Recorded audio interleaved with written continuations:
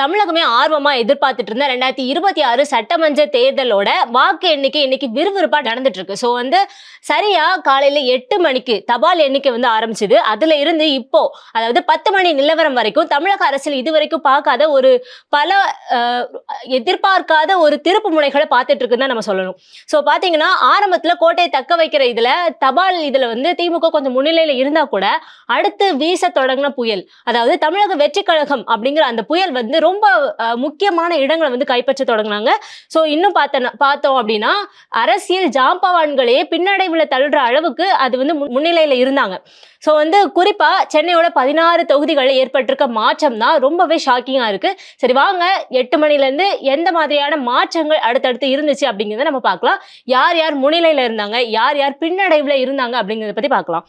So first என்ன அப்படின்னா, postal வாக்குகள் என்ன ஆரம்பிச்ச டைம்ல விஜய் திருச்சியில பின்னடைவுல இருந்தாரு. இதுல என்ன அப்படின்னா ராயபுரத்துல டிவிக்கே முன்னிலையில இருந்துச்சு.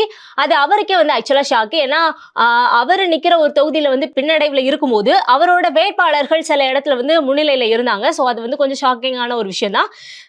இன்னொன்னு என்ன அப்படின்னா 8:30 மணி நிலவரம் என்ன அப்படின்னா திருச்சி மேற்குல டிவிக்கே வேட்பாளர் முன்னிலையில இருந்தாரு. ஆனா அதே மாதிரி திருச்சி கிழக்குல அதாவது தாவேக்க விஜய் பின்னடைவுல இருந்தாரு. இதுவும் அடுத்த ஷாக்கு. கரெக்டா 8:30 நிலவரப்படி. சோ ஆனா இனிகோ பின்னடைவு. பட் பெரம்பூர்ல பார்த்தோம் அப்படின்னா முன்னிலையில தாவேக்க விஜய் இருந்தாரு.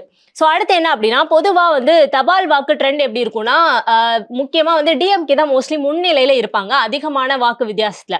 பட் இந்த முறை டோட்டலா அப்படியே ஆப்போசிட்டா இருந்துச்சுன்னா ஆல்மோஸ்ட் பாதி அளவு டிஎம்கே முன்னிலையில இருந்தாங்கன்னா அதுல ஒரு பாதியே ரெண்டு, அதாவது ஏடிஎம்கே அண்ட் டிவிகே மத்த 25 தொகுதி மாதிரி பிரிச்சு எடுத்திருந்தாங்க. ஸோ அதுவே கொஞ்சம் ஷாக்கான விஷயம் தான். ஸோ 8:40 நிலவரப்படி பார்த்தோம் அப்படின்னா 83 தொகுதிகளில் டிஎம்கே 53 தொகுதிகள்லையும் ஏடிஎம்கே 20லையும் டிவிகே 9 தொகுதிகள்லையும் இருந்தாங்க. அதாவது அத்தனை தொகுதிகளில் அவங்க முன்னிலையில இருந்தாங்க. ஸோ 8:50 நிலவரப்படி பார்த்தோம் அப்படின்னா ஆலந்தூர் தொகுதியில தாமோ பின்னடைவு. அதுக்கப்புறம் பார்த்தோன்னா அதே தொகுதியில ஹரிஷ் டிவிகே ஹரிஷ் முன்னிலையில இருந்தாரு. இன்னொன்னு செல்வ பெருந்தகை பின்னடைவு எங்க அப்படின்னா ஸ்ரீபெரும்புத்தூர்ல. அப்புறம் பிடிஆர் பின்னடைவு. அப்புறம் சுந்தர் சி முன்னிலையில இருந்தாரு மதுரை மத்தியில.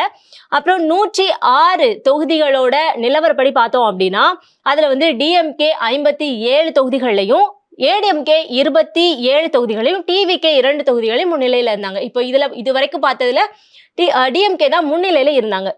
ஸோ அடுத்து பார்த்தோம் அப்படின்னா பேலட் பாக்ஸ் ஓப்பன் பண்ணி அந்த ஓட்டுகள் அந்த வாக்குகள் எண்ணப்பட்டுச்சு. அந்த வாக்குகள் எண்ணப்பட்டப்போதான் பெரிய ஒரு ஆச்சரியமே நடந்துச்சு. கொஞ்சம் கொஞ்சமா டிவிக்கு முன்னிலையே வர ஆரம்பிச்சாங்க. ஸோ பார்த்தோம் அப்படின்னா பேலட் பாக்ஸ் ஓப்பன் பண்ணி ஒரு 9 மணி நிலவரம் என்ன அப்படின்னா காரைக்குடியில பிரபு முன்னிலையில இருந்தாரு, சீமான் பின்னடைவு.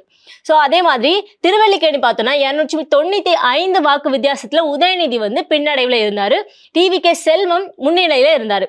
ஸோ அப்புறம் சோழிங்கநல்லூர் பார்த்தோம் அப்படின்னா டிவிகே சரவணன் முன்னிலையில இருந்தாரு, சைதாப்பேட்டையில டிவிகே அருள் பிரகாசம் முன்னிலையில இருந்தாரு, ஸ்டாலின் கொளத்தூர் தொகுதியில முன்னிலையில அந்த டைம்ல இருந்தாரு. ஸோ அங்க மொத்தமா பார்த்தோம் அப்படின்னா 132 தொகுதிகள்ல நிலவரம் என்ன அப்படின்னா டிஎம்கே 54லையும் டிவிகே 43லையும் அப்புறம் ஏடிஎம்கே 35 தொகுதிகள்லையும் முன்னிலையில இருந்தாங்க. அதாவது டிவிக்கு ஏடிஎம்கே தாண்டி கொஞ்சம் முன்னாடி வந்திருந்தாங்க அந்த டைம்ல. ஸோ அடுத்து என்ன அப்படின்னா 9:10 மணி நிலவரம். ஸோ அதுதான் ரொம்பவே ஷாக்கிங்கான விஷயம். என்ன அப்படின்னா அந்த டைம்ல தான் தேவைக்கோட திடீர் எழுச்சி நம்மளால பார்க்க முடிஞ்சது. அதே மாதிரி திமுக விட முந்தியதை நம்மளால பார்க்க முடிஞ்சது. ஸோ 9:10 மணி நிலவரப்படி நம்ம பார்த்தோம் அப்படின்னா இதுல டிஎம்கே முக்கிய அமைச்சர்கள் கூட பின்னடைவு அடைஞ்சிருந்தாங்க. அதுதான் ரொம்ப ஷாக்கிங்கான விஷயம். வேளச்சேரியில டிவிகே ஆர் குமார் முன்னிலையில இருந்தாரு, அசான் பின்னடைவுல இருந்தாரு, ஸ்டாலின் கொளத்தூர்ல பின்னடைவு அந்த டைம் நிலவரப்படி. ஸோ அங்க டிவிகே பாபு முன்னிலையில இருந்தாரு. ஸோ பிரேமலதா முன்னிலையில விருத்தாச்சலம்ல இருந்தாங்க. ஸோ குறிஞ்சிப்பாடியில பன்னீர்செல்வம் பின்னடைவுல இருந்தாரு. ஸோ இதுதான் அந்த 9:10 மணியோட நிலவரம். ஸோ 152 தொகுதிகளோட அந்த டைமோட நிலவரம் என்ன அப்படின்னா டிவிகே 63 தொகுதிகள்லையும் டிஎம்கே 50 தொகுதிகள்லையும் ஏடிஎம்கே 39 தொகுதிகள்லையும் முன்னிலையில இருந்தாங்க. ஸோ டிவிக்கு டிஎம்கே விட அதிகமான தொகுதிகள்ல முன்னிலையில இருந்தாங்க. ஸோ 9, 20 அந்த டைமோட நிலவரத்தை பத்தி நம்ம பார்க்கலாம். ஸோ சென்னையில இருக்கிற, இதுதான் ரொம்ப ஷாக்கிங்கான விஷயம், சென்னையில இருக்கிற 16 சட்டமன்ற தொகுதிகளையும் டிவிகே தான் முன்னிலையில இருக்கிறாங்க. அந்த டைம்ல தெற்கு மண்டலத்தோட நிலவரம் என்ன அப்படின்னா, அந்த டைமுக்கு டிஎம்கே வந்து 7 தொகுதிகள்லையும், டிவிகே வந்து 6 தொகுதிகளையும், ஏடிஎம்கே வந்து 3 தொகுதிகள்லையும் முன்னிலையில இருந்தாங்க. கரெக்டா 9, 20 மணி நிலவரம் படி. ஸோ அதே மாதிரி அந்த டைம்ல 176 தொகுதிகள்ல நிலவரம் என்ன அப்படின்னா, டிவிகே 73 தொகுதிகளையும், ஏடிஎம்கே 54 தொகுதிகள்லையும், டிஎம்கே வந்து 49 தொகுதிகள்லையும் வந்து முன்னிலையில இருந்தாங்க. இந்த இடத்துல என்ன அப்படின்னா, ஏடிஎம்கே வந்து டிஎம்கேவும் தாண்டி கொஞ்சம் முன்னாடி வந்துட்டாங்க, பல தொகுதிகளில் முன்னிலையில நிற்கிறாங்க. ஸோ இதுல வந்து ஃபர்ஸ்ட் இருக்கிறது டிவிகே வந்து இருக்கிறாங்க. ஸோ 9:30 மணி நிலவரப்படி பார்க்கலாம். ரகுபதி, பெரியசாமி, சிவசங்கர் இந்த அமைச்சர்கள்லாம் தவிர மற்ற எல்லாருமே வந்து பின்னடைவுல இருக்கிறாங்க அப்படிங்கிறது தெரிஞ்சுது. திருச்செங்கோடுல வந்து டிவிகே அருண்ராஜ் வந்து முன்னிலையில இருக்கிறான்னு தெரிஞ்சுது. ஸோ அந்த டைம் படி 198 தொகுதிகளோட நிலவரம் என்ன அப்படின்னா, டிவிகே 85 தொகுதிகள்லையும், ஏடிஎம்கே 60 தொகுதிகள்லையும், டிஎம்கே 53 தொகுதிகள்லையும் வந்து முன்னிலையில இருந்தாங்க. ஸோ அடுத்து என்ன பார்க்க போறோம் அப்படின்னா, 9:45 மணி நேர நிலவரப்படி. ஸோ அந்த டைம் படி என்ன அப்படின்னா, அன்பில் மகேஷ் வந்து பின்னடைவு எங்க அப்படின்னா, திருவெரும்பூர்ல அவர் பின்னடைவு அடைஞ்சிருந்தாரு. இன்னும் என்ன அப்படின்னா, பன்னீர்செல்வம் வந்து போடி நாயக்கனூர்ல பின்னடைவுல இருந்தாரு. இரண்டாவது என்ன அப்படின்னா, 2வது சுற்றுல கூட சேப்பாக்கத்துல உதயநிதி ஸ்டாலின் வந்து பின்னடைவுல இருக்காரு அப்படிங்கிற ஒரு நியூஸும் வந்துச்சு. இன்னொன்னு என்ன அப்படின்னா, அந்த டைம்லையும் சென்னையில 16 தொகுதிகள்லையும் டிவிகே தான் முன்னிலையில இருந்துச்சு. அதாவது 9:45 மணி நேர நிலவரப்படி. ஸோ 9:45 நிலவரப்படி என்ன அப்படின்னா, சேகர் பாபு வந்து பின்னடைவுல இருந்தாரு. அதாவது துறைமுகம் தொகுதியில வந்து அவர் வந்து பின்னடைவுல இருந்தாரு. பிளஸ் வந்து கடலூர் மாவட்டத்துல 6 தொகுதிகளில் ஏடிஎம்கே தான் வந்து முன்னிலையிலே இருந்தாங்க. ஸோ அந்த டைம்ல 205 தொகுதிகளில் நிலவரப்படி பார்த்தோம் அப்படின்னா, 205 தொகுதிகளில் டிவிகே 90 தொகுதிகள்லையும், ஏடிஎம்கே வந்து 62 தொகுதிகள்லையும், அப்புறம் டிஎம்கே 52 தொகுதிகள்லையும் முன்னிலையில இருந்தாங்க. ஸோ கடைசியா நம்ம 10 மணி நிலவரப்படி பார்க்கலாம். அதுதான் வந்து ரொம்பவே ஷாக்கிங்கான ஒரு டிஃபரன்ஸ் தான் நம்ம சொல்லணும்.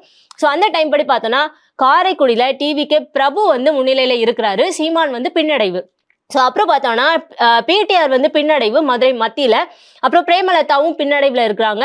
கோபிச்செட்டிப்பாளையத்துல செங்கோட்டையன் வந்து முன்னிலையில இருக்கிறாரு. அப்புறம் வில்லிவாக்கத்துல பார்த்தோம்னா ஆதவ அர்ஜுனா முன்னிலையில இருக்கிறாரு. ஏடிஎம்கே ராஜேந்திர பாலாஜி வந்து சிவகாசியில முன்னிலையில இருக்கிறாரு.